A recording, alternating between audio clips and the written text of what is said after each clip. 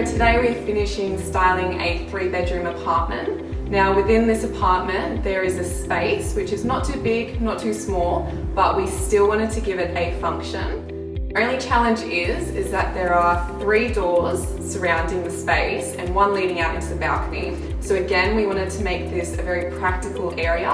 So I want to show you what we have decided to do.